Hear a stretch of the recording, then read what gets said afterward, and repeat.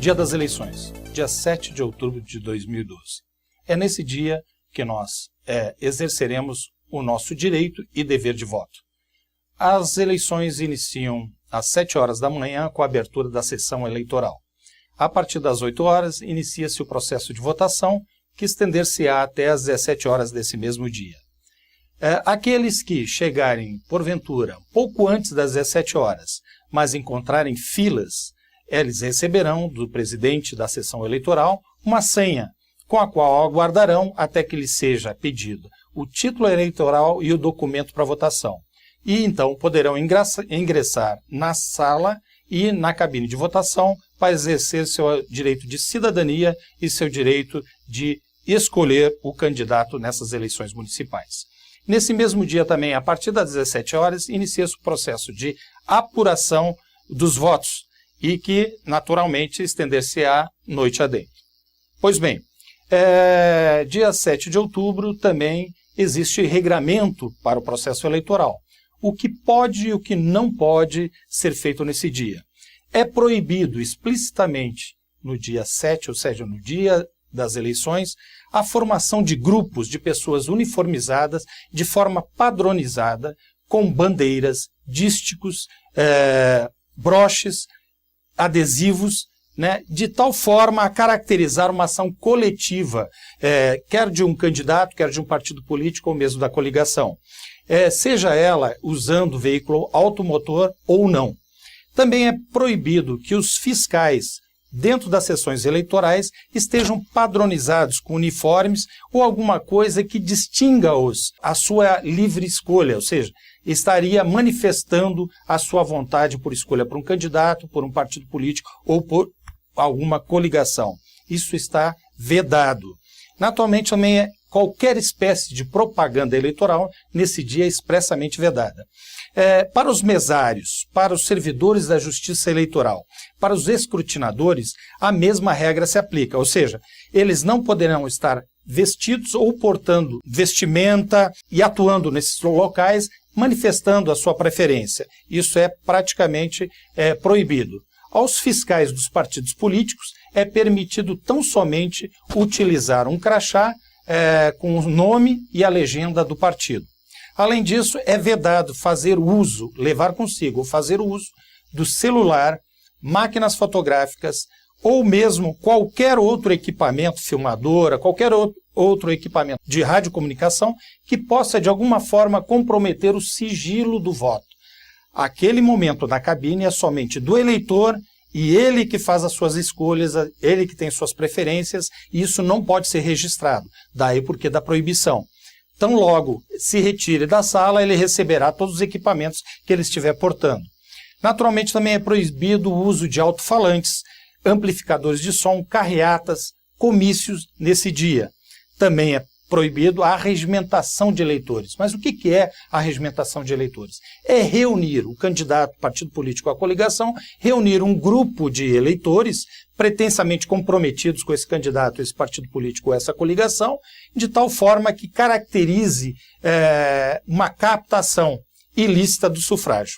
Por outro lado, também é proibido a propaganda boca de urna.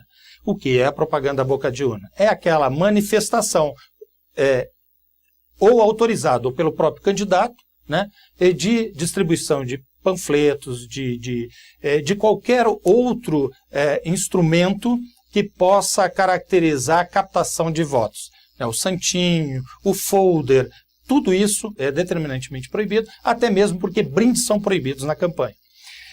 Ademais, lembramos que a violação, isso implica em crime eleitoral, e a violação de qualquer dessas situações vai implicar em pena de 6 meses até 1 ano, ou então a livre convencimento do juízo eleitoral de prestação de serviços à comunidade pelo mesmo período. Se for condenado por 6 meses, 6 meses de prestação de serviço. Se for de 6 meses até 1 ano, no mesmo período de prestação de serviço. Além disso, de uma multa que pode variar de R$ 5.320,50 até R$ 15.961,50.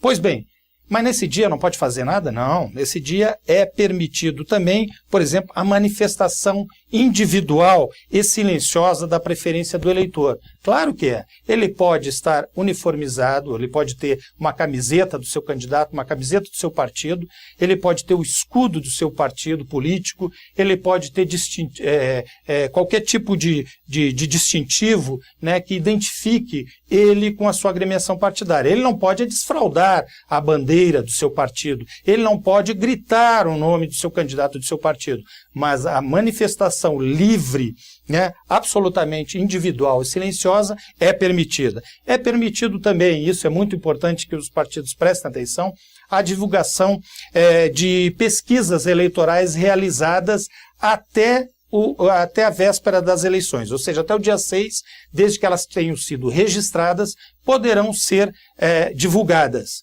E após as 17 horas do dia 7 de outubro, também será permitido a divulgação de pesquisas que tenham sido realizadas no dia e, naturalmente, desde que tenham sido registradas.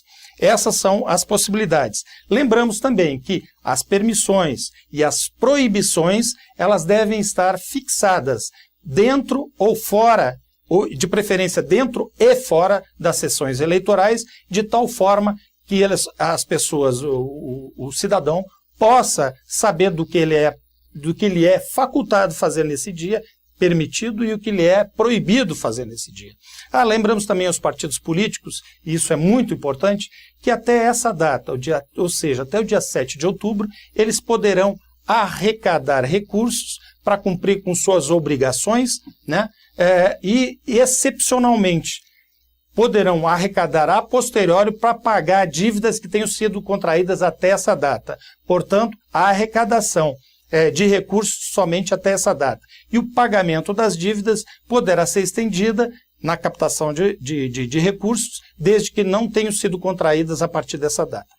Lembramos também que quem tem direito a exercício do voto, o maior de 18 anos, é obrigatório votar, e facultado aos maiores de 70 anos, aos analfabetos e os maiores de 16 e menores de 18 anos. Portanto, é um direito do cidadão e também um dever. E lembramos, por derradeiro, algo extremamente importante para os partidos políticos e comitês financeiros. Lembramos que os candidatos e partidos políticos, através de seus comitês financeiros, poderão arrecadar recursos e também contraírem obrigações até esta data, até o dia 7 de outubro. Salvo hipótese de arrecadação com fins exclusivos de saldar, de quitar despesas já contraídas antes dessa data e não pagas até neste dia. Portanto, essas eram as informações absolutamente pertinentes e que devem ser observadas até mesmo para a prestação de contas.